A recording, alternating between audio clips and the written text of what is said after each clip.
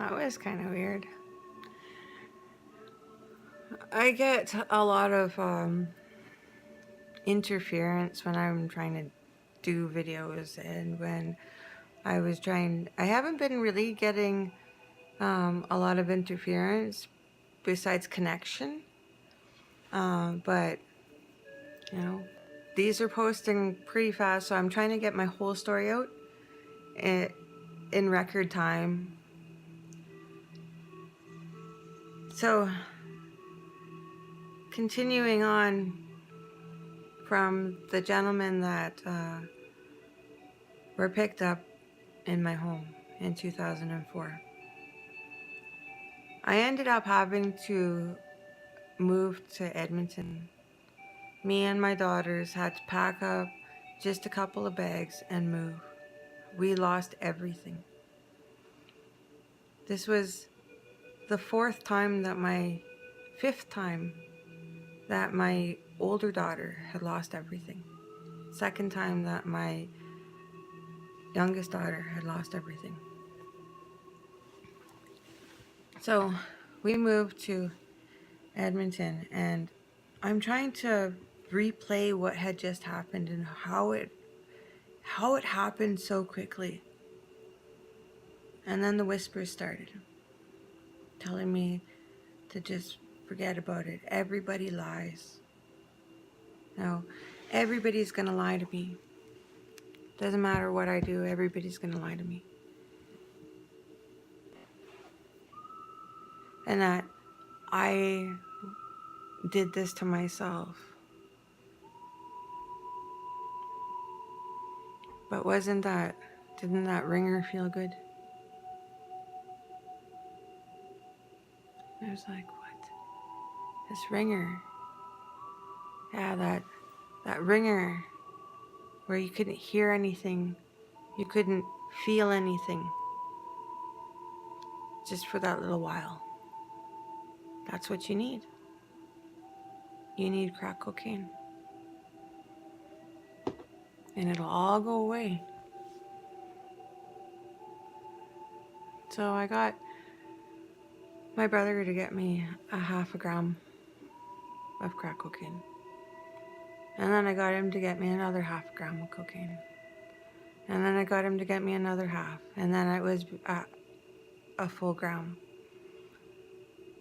And then I asked him to get me some crystal meth because I was running out of money now. And I knew that with crystal meth, $10 could get you high for a week, or could get me high for a week.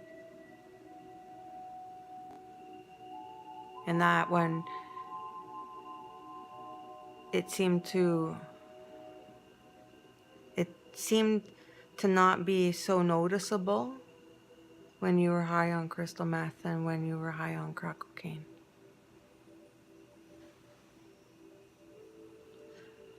So he did. And I ended up getting my own apartment. And funny thing is that 15 years later, well, 14 years later, because now it's 2005 when I got my place.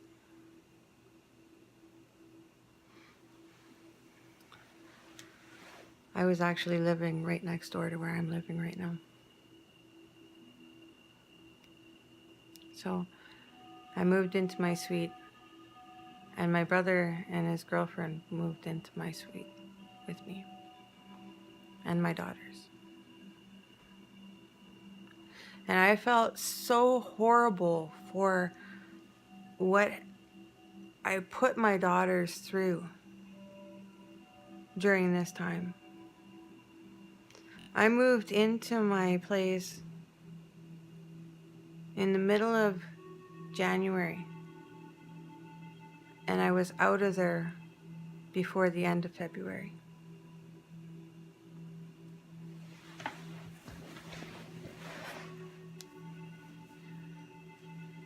And at first, it wasn't every single day that I was using, but pretty much all of February, I was high every day.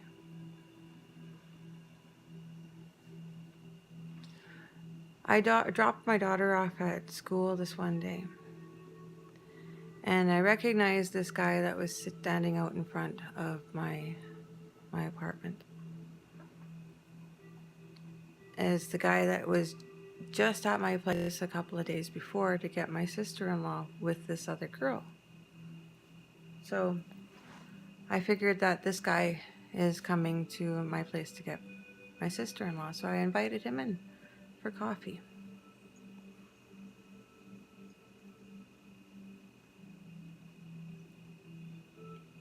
God places soulmates in our path.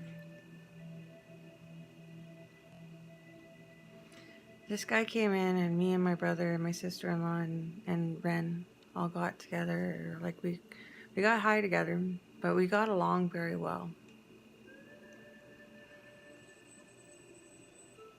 See, the devil used Ren to supply us, but God used Ren to show me that he exists.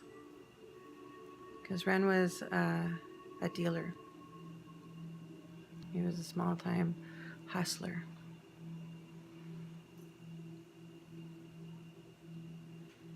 And this one day, after about a week of knowing him and him coming over every day.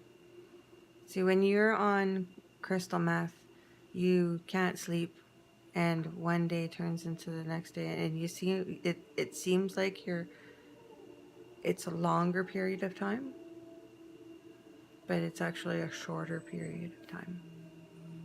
It's like an illusion. You're disillusioned. So me and Ren, my brother, and my sister-in-law are all sitting in my bedroom. And I asked him, well, how long have you guys known each other for? And Ren looks at me and he's like, kind of gives me this really weird look. And my sister-in-law looks at me, she's like, well, when you brought him here, that was the first time I ever met him. I was like, no, because he was here a couple of days, like, he's your friend's boyfriend, isn't he? And she's like, no. And my brother's like, Ma, the day that you brought him here was the first day we ever met him. He goes, I was wondering how long you guys have known each other, because you guys get along really good. I was like, fuck, we all get along really good. That's why I was wondering, like, how long have you guys known each other? And Ren says, I met all of you guys the day that I met you outside. Like, a week ago. And I'm like, no way. That is so weird. How did I just invite a total stranger into my home? And not only are we strangers, but two strangers, well, four strangers, well, you're a stranger to all three of us. We all got along really well. He's like, yeah, that is really cool. And I was like, Ren, is your name short for anything? He's like, no, it's Ren. Huh. You know, I know another Ren. He goes, really? You know another Ren? I was like, yeah, I know another Ren. How old are you? He says, I'm 28. I said, I'm 28. I was like, Ren, have you ever been to a round dance? And he starts laughing and says, I'm native. And I was like, no, I'm being serious because I've only ever been to one.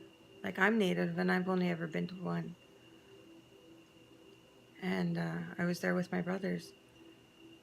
And he's like, yeah, I go to round dances. And I was like, well, have you ever gone to Poundmaker's Treatment Center round dance? And he starts laughing again. And he's like, yeah, I go every year. Like, I go all the time. Powwows, round dances. I grew up with that stuff. Like, we walked the red road. I said, did you ever meet anybody on the stairs? And he jumps up and he's like, I thought I recognized you. He's like, you looked really familiar. And he's like, Betsy? And like, like we knew each other. We had already met 14 years before. And Ren came to me that time because I ended up having an overdose. I listened to all of those voices telling me that this was okay and, just to get high and not worry about anything. And Ren, he gave me hope. He told me about like all these stories about me cleaning myself up, and he's like, I'm really proud of you. You need to clean yourself up again. He's like, and I know you. If you're, I know that 14-year-old, that one that could open up. And he's like, and I'm telling you to open up to me, and I wouldn't open up. So he gave me 200 sheets of paper and some pens, and he put juices and food in my fridge, and my mom had taken my daughters, and he told me to clean up. And I wouldn't clean up until I wrote out what was inside of me, what I was holding on to. So I wrote out my entire last, in those 5 days that the guys were there, because that's what I was holding on to at that time. And when I wrote out these conversations and I reread these conversations, I was blown away by what I heard, what I read it, by what I read, what I wrote. Through these conversations with these 3 different guys, I witnessed the murder that they were arrested for. I ended up taking that to this police officer who told me that he never needed to see me again.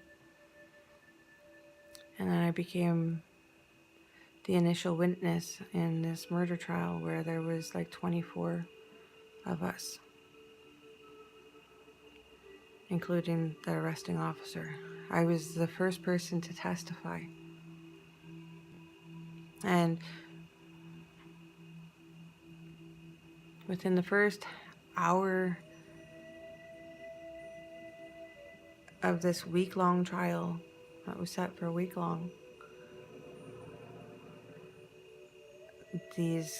and I was up on the witness stand,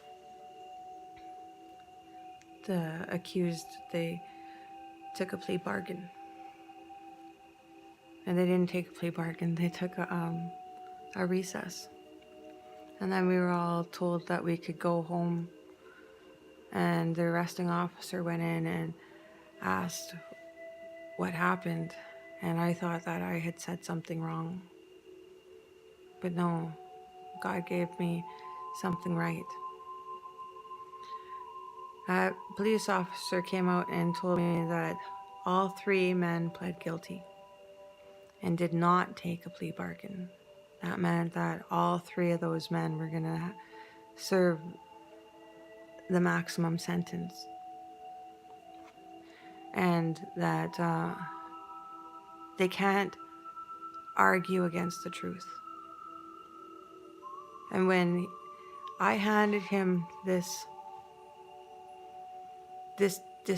detailed account of our conversations, he told me that he had never seen anybody who had a memory like me. And for somebody who had not even been there, I gave a detailed account of the events that took place leading up to and the execution of this. And he told me that if anybody ever questioned my credibility, to call on him.